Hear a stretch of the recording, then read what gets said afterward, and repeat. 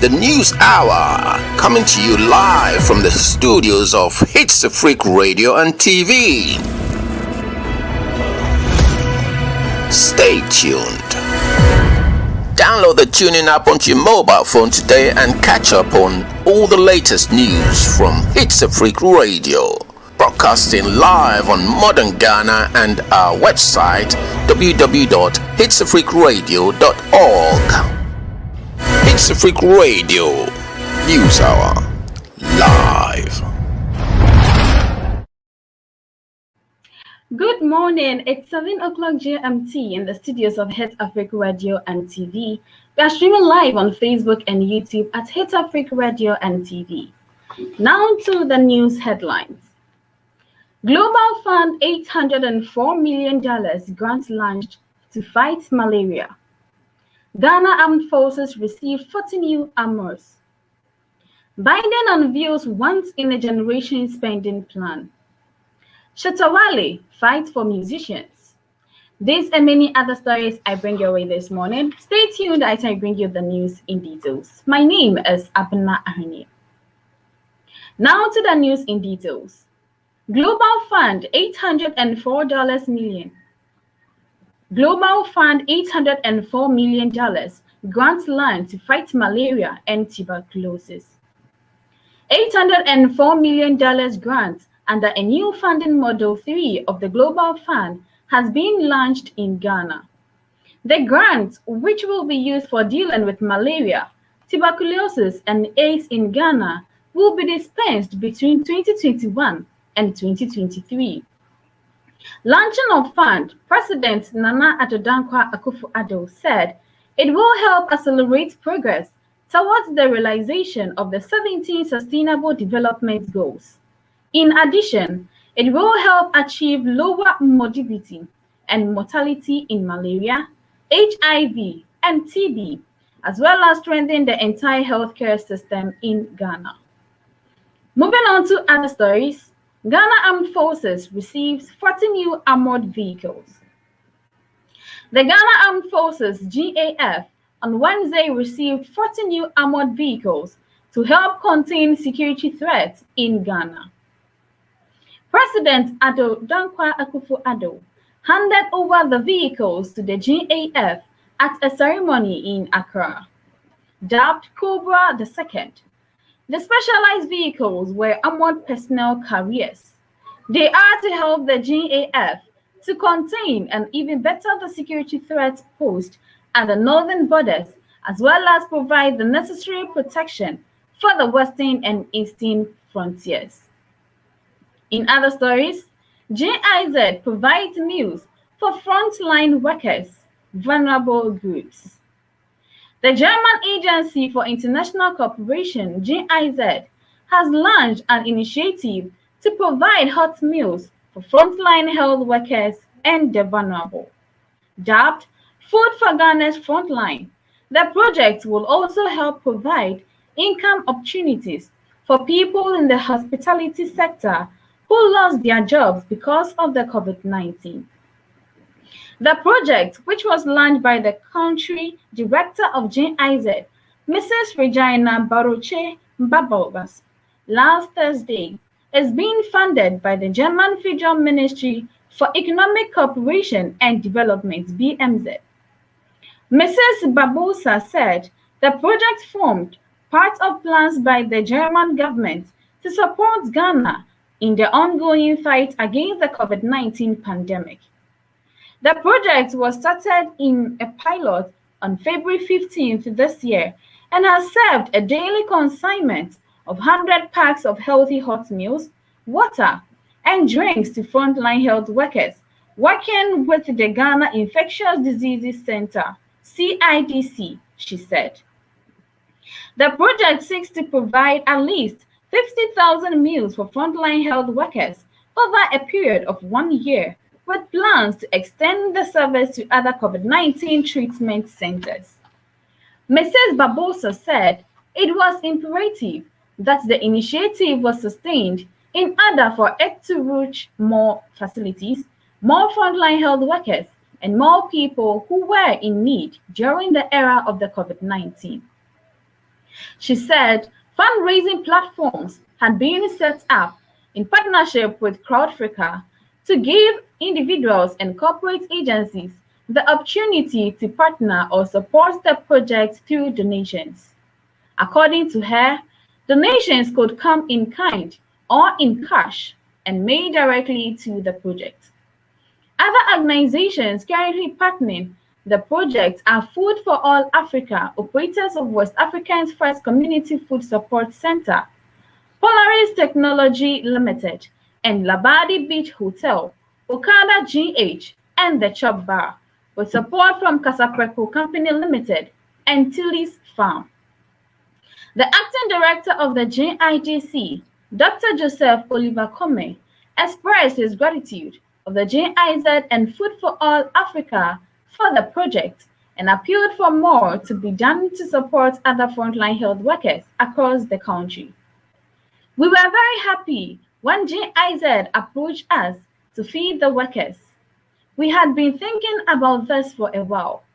The cost of feeding the staff was a drain on the meager resources that we have, and so for some of us it is welcome relief, Dr. Oliver Kome said.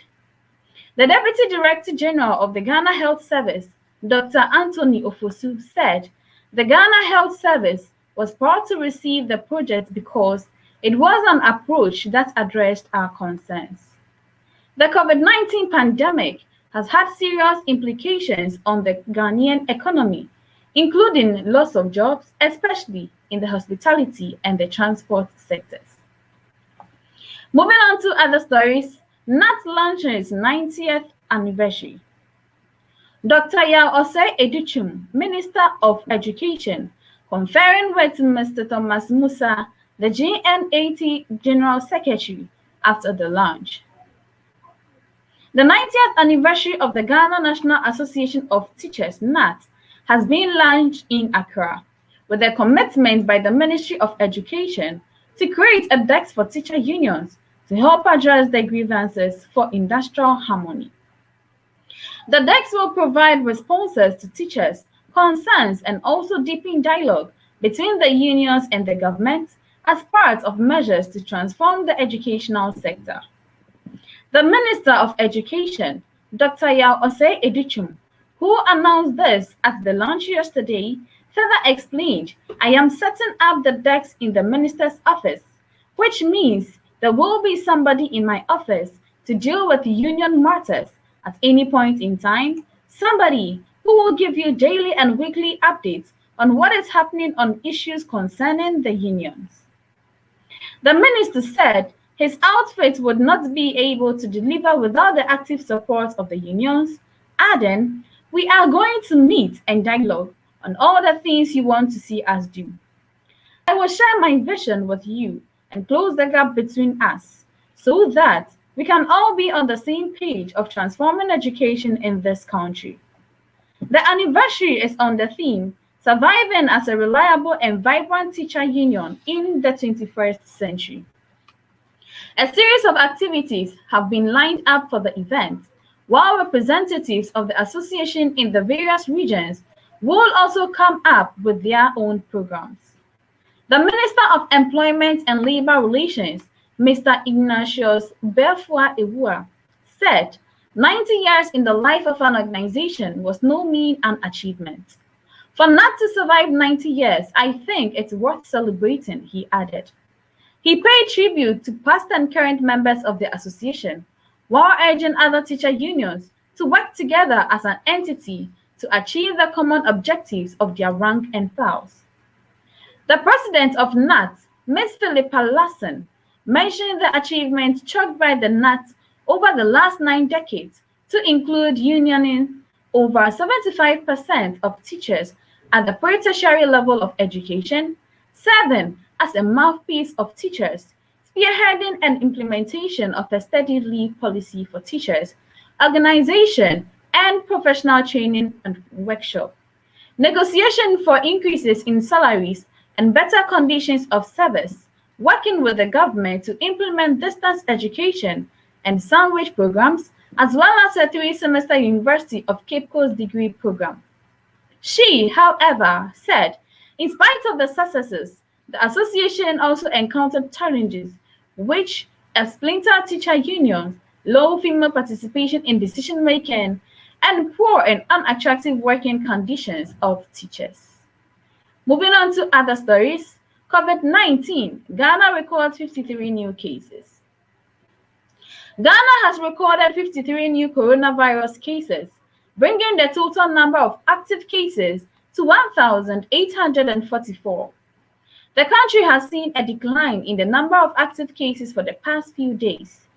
An update from the Ghana Health Service indicates that 2 more persons have succumbed to the disease, bringing the death toll to 742 as of Thursday, March 27, 2021.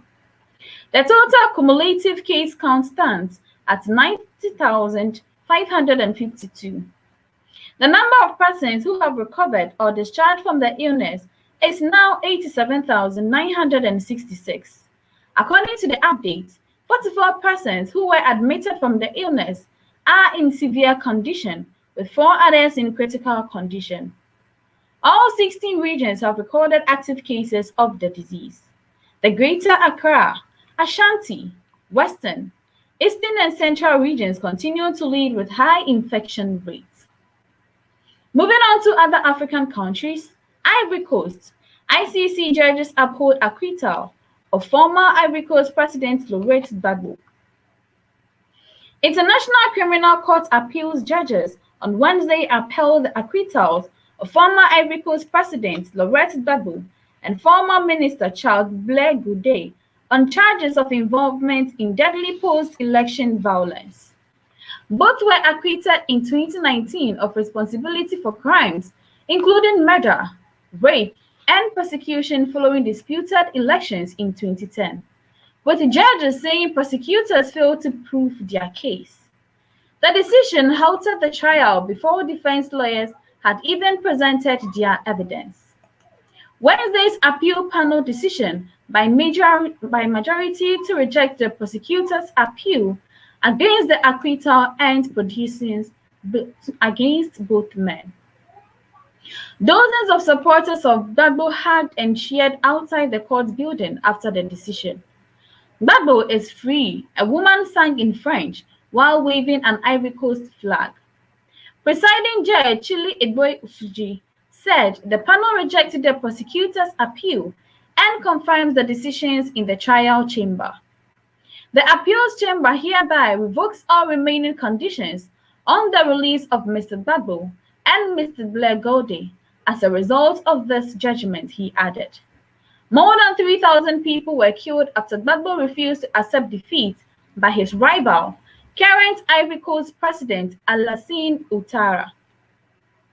Amnesty International West African researcher Michael Eken said the victims will be disappointed again today.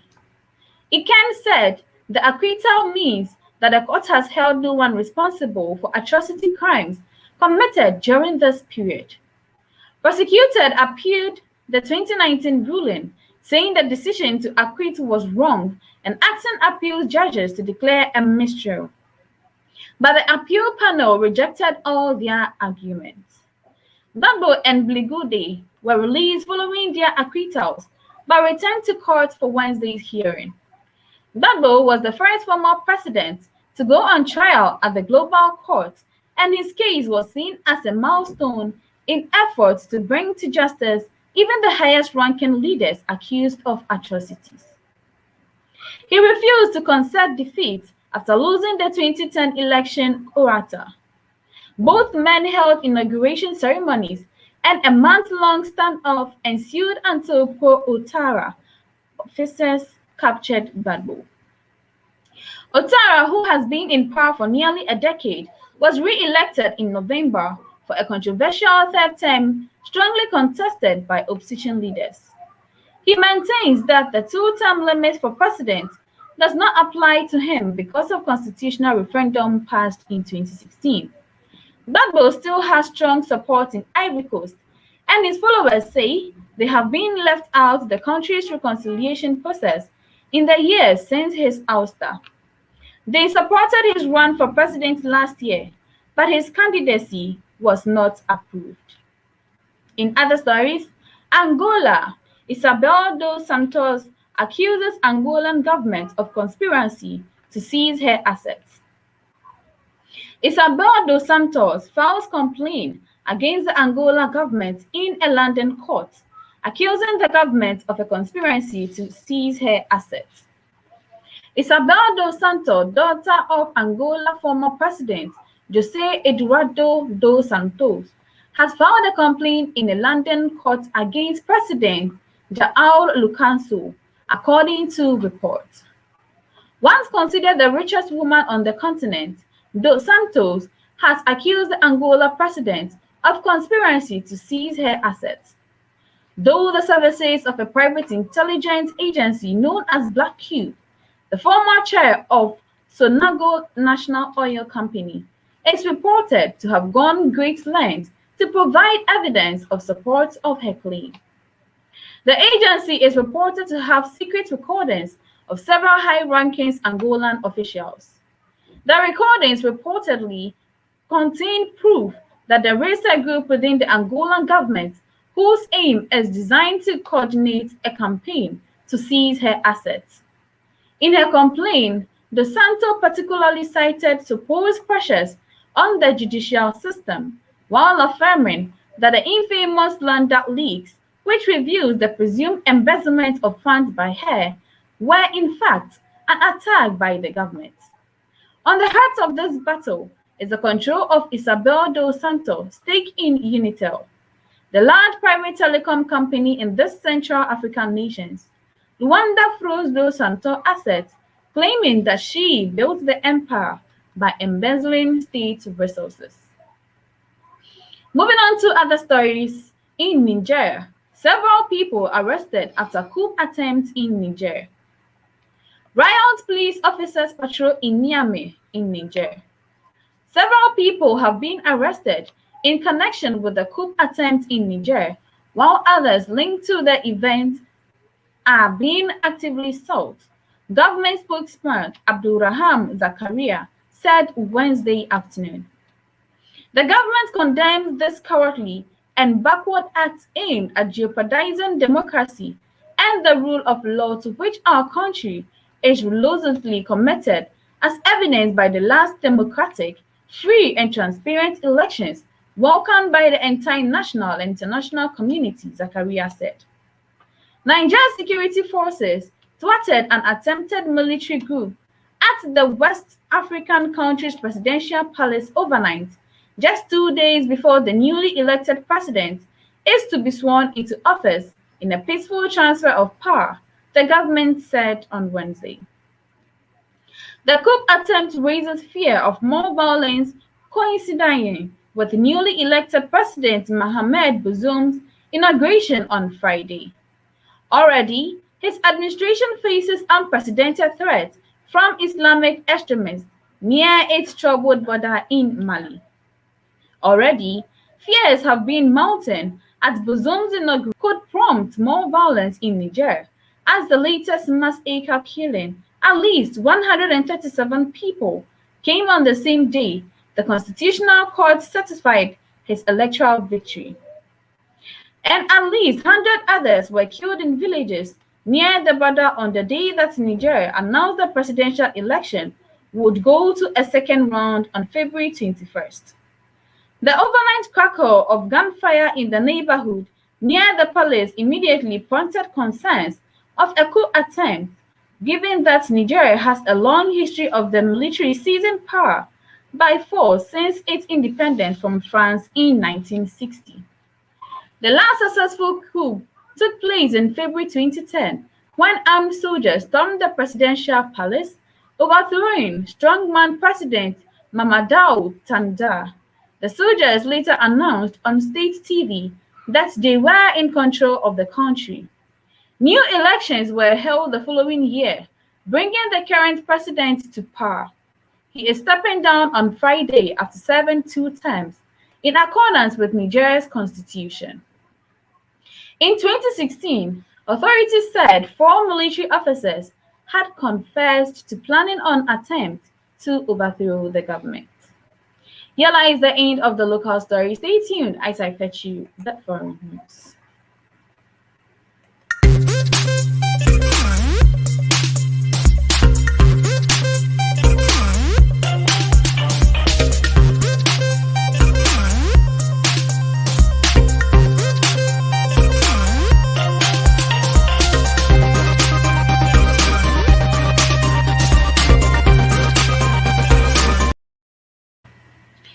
You're still logged on to Hitzafrik Radio and TV. We are streaming live on Facebook and YouTube at Hitzafrik Radio and TV.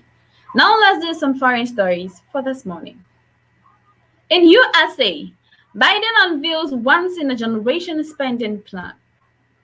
U.S. President Joe Biden has called for trillions in spending aimed at reigniting America's economic growth by upgrading its crumbling infrastructure and tackling climate change. The 2.3 ton dollars, 1.7 ton pounds proposal would direct billions to initiatives such as charging stations for electric vehicles and eliminating lead water pipes. The spending will be partially offset by raising taxes on businesses. Those plans have already roused fierce opposition. Republicans have called the rise a recipe for stagnation and decline, while powerful business lobby groups, including the Business Roundtable and Chamber of Commerce, said they supported investment but would oppose tax increases.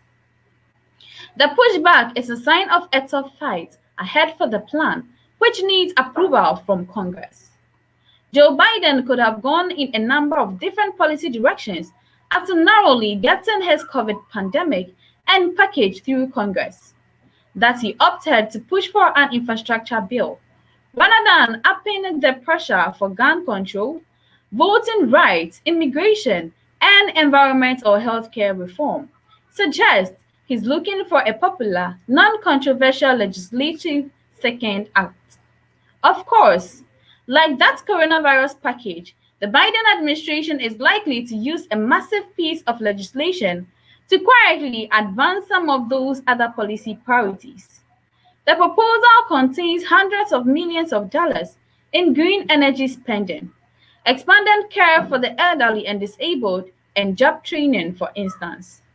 Also, like the coronavirus aid bill, even non-controversial infrastructure provisions that have high support will be swamped in partisan acrimony.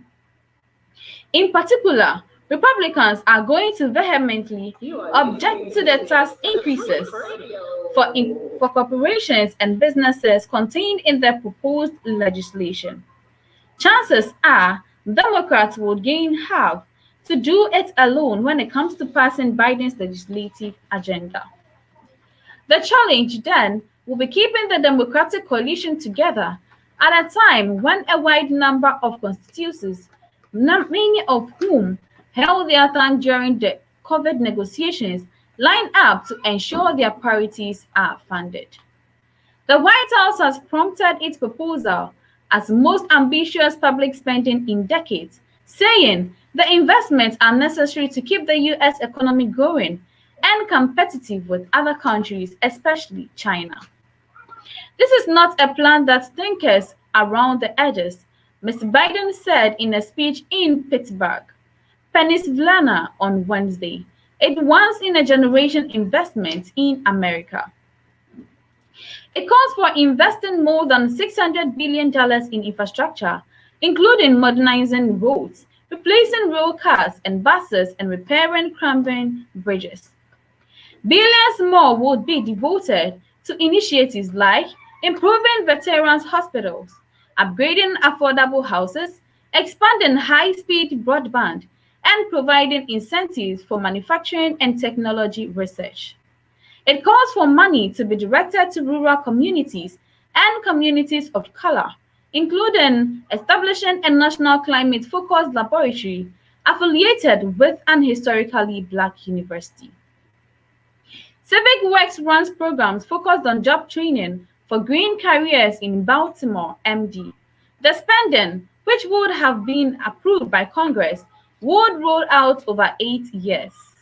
The White House said tax increases would offset the cost over 15 years. Mr. Biden called for raising the corporate tax rate from 21% to 28%, a move that would partially undo cuts the U.S. passed in 2017.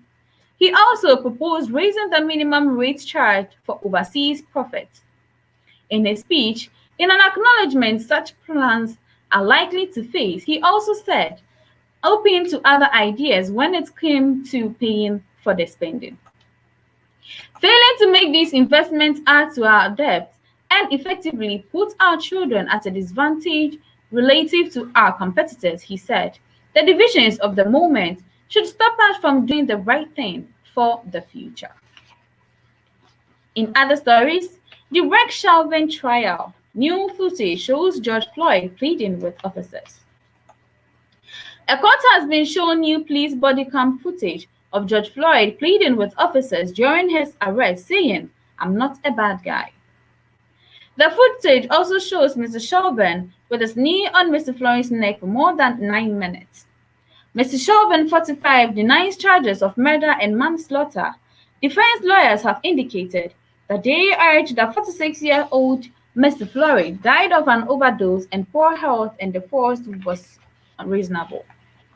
Observers of the trial say footage shown of Mr. Floyd's actions before the jury and arrest may be attempted by prosecutors to deal with the allegations that drugs played a part in his death.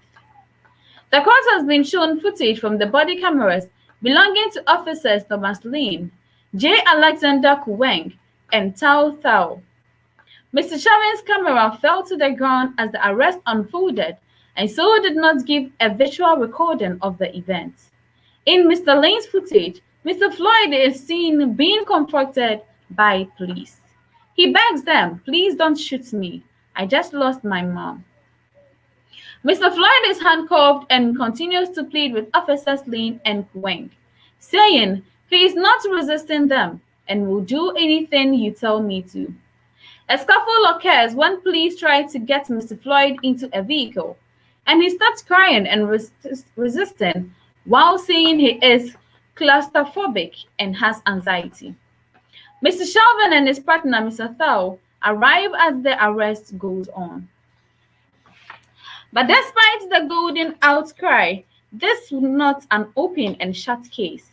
In the US, police are rarely convicted for deaths that occur while they are on duty, if they are charged at all. The verdict in this case would be widely seen as an indication of how the US legal system treats deaths and occur while in police custody. Moving on to other stories, in France, French schools will close for at least 3 weeks as part of new national restrictions to fight rising COVID cases. Mr. Macron said the schools would move to remote learning from next week. Lockdown measures introduced in some areas of France earlier this month are also being extended to other districts. All non-essential shops are to close from Saturday, and there will be a ban on traveling more than 10 kilometers, 6 miles from home without good reason. The country is facing a peak of over 5,000 people in intensive care. On Wednesday, the country's health ministry reported 59,038 new cases. France has so far reported more than 4.6 million cases of coronavirus and 95,495 COVID-related deaths. In his live televised address on Wednesday, Mr. Macron described the situation in the country as delicate and said that April would prove crucial. "We will lose control if we do not move now," he said. The 43-year-old president said it was a race between vaccinations on the one hand and attempting to control the spread of the virus on the other. He said that while schools would be closing from next week, classes will remain open for the children of key workers. Mr. Macron said the measures introduced in 19 districts earlier this month, including the closure of non-essential businesses, exercise restricted to within 10 kilometers of individuals' home, and a ban on travel to other parts of the country without a valid reason, would be extended nationwide. Everyone should limit their contact with other people, he said, adding that people would be given the Easter weekend to get themselves to where they want to spend the lockdown. France's nationwide 19 o'clock curfew would remain in place, and people are again being asked to work from home. The president said the end of the tunnel was in sight of people respected in new measures. Parliament will debate the measures announced by Mr. Macron before voting on them on Thursday, according to Prime Minister's office. Analysis box by Hugh Cofield Forest responded. More than at previous turning points, the politics of COVID in France is becoming interesting. For one thing, President Macron has opened up a much clearer target now for the opposition. They can argue that his decision back in January to overrule the scientists and not launch a third lockdown as a blunder. He was warned then that the so-called British variant would sweep all before it by the end of March, and lo and behold, that is what has happened, and now he is eating his hat. For his enemies, it is result of Macron's hubris, the insufferable self-belief that makes him think he knows better than the doctors. The other reason it's getting sensitive in the UK, everyone in France can see how much better the vaccination program is going there. If the UK starts resuming ordinary life while France is still struggling, though questions will be asked of the president, and elections are only a year away. Here lies the end of the foreign story. Stay tuned as I fetch you the entertainment news. The News Hour, coming to you live from the studios of Hitzafrik Radio and TV. Stay tuned. You're still logged on to Hitzafrik Radio and TV. We are streaming live on Facebook and YouTube at Hitzafrik Radio. Now let's do some entertainment news. You are listening to Hitzafrik Radio. Shatta Wale fights for musicians. We would have gone far if we had him in our time. J.A. Adolfo. High life legend Obuoba J.A. Adolfo has poured out his admiration for Shatta Wale over how open-minded and confident he is when it comes to speaking for artists. According to the Ankwandobi singer, whose career climbed its peak in the 1970s and 80s, the musicians during his time would have gone further with their craft if they had someone like Shatta Wale who spoke for them. Obuoba J.A. Adolfo, in an interview seen by pulse.com.gh, said, "I would like what he does. He is very courageous. He fights for musicians, and that is good." And explained that most of them were cheated because someone like him was very reserved. "I was a very soft-spoken person, so if should have had someone like Shatta Wale or Amachi Dede, we would have gone further. Because some of us have worked, but we were ripped off by people who took advantage of us," J.A. Adolfo said. Speaking in Tree, he emphasized that we didn't get help. Our incomes got stuck with people, and because we weren't educated enough, we couldn't retrieve any. So I really like what Shatta Wale is doing. He is very courageous. Obuoba J.A. Adolfo, who bear the nickname The Black Chinese, was the leader of the City Boys Band of Ghana and known as a sterling performer with hit songs like Owo Mpaso, Ya Boatema, Chirema, Odopa, Yebedi Agro, City Boys, and Chia. Moving on to other stories, I can't pierce nor have tattoos. Kwame Eugene tells why. You may have seen Kwame Eugene wearing earrings, but he has made it clear that they are magnet pieces. According to the Ghanaian singer, he cannot pierce his ears, and neither can he have a tattoo, though the body part linking continue to be rampant and common among players in the showbiz space. The 24-year-old, who is reigning Vodafone Ghana Music Award Artist of the Year, in an exclusive interview with the pulse.com.gh, has said that "I can't do tattoo. I am sorry. I can't pierce and I can't go extreme because of my mom. Eugene, who has been open about how much his mother is very concerned about very little thing he does as a musician, has added that people should not be surprised if they see him without his current hairdo. On the other, Kwame Eugene's label mate Kiddy is a lover of tattoos and got more four on his body. Kiddy has a unique tattoo of emojis, which he says define his everyday life. Here his tattoo story. Moving on to other stories, Bessa Simmons announces musical contribute concert to Anna J. Rollins.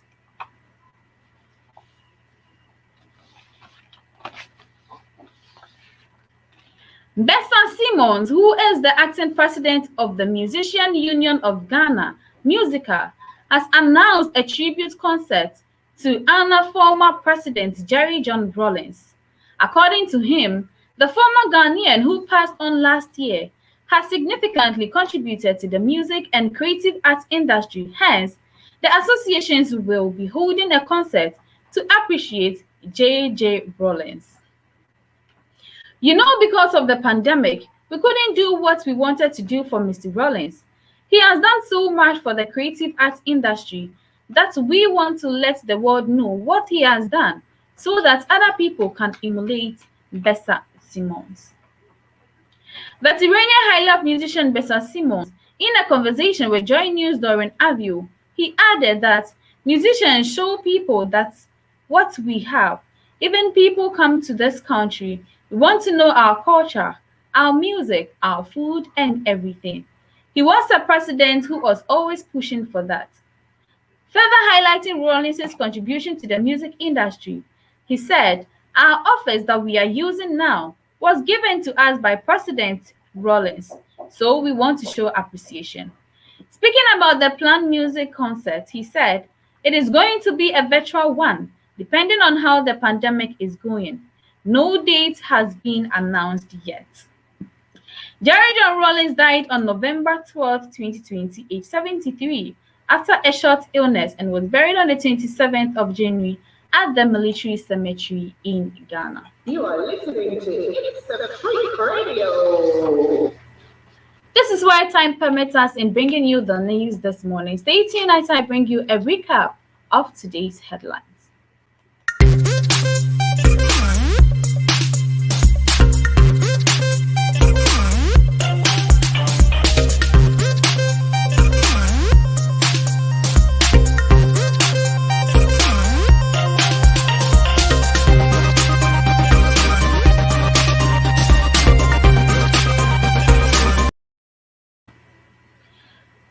You are logged on to www.hitzafrikradioonline.org. Don't forget we are streaming live on Facebook and YouTube at Hitzafrik Radio and TV. Now let's do some recap of the headlines. Global Fund $804 million grant launched for fight to malaria. Ghana Armed Forces received 40 new armors. Biden unveils once-in-a-generation spending plan. Shatawale fights for musicians. These and many other stories were brought your way this morning. Stay tuned for more music and less talk. Have a blessed morning. Here lies the end of the news.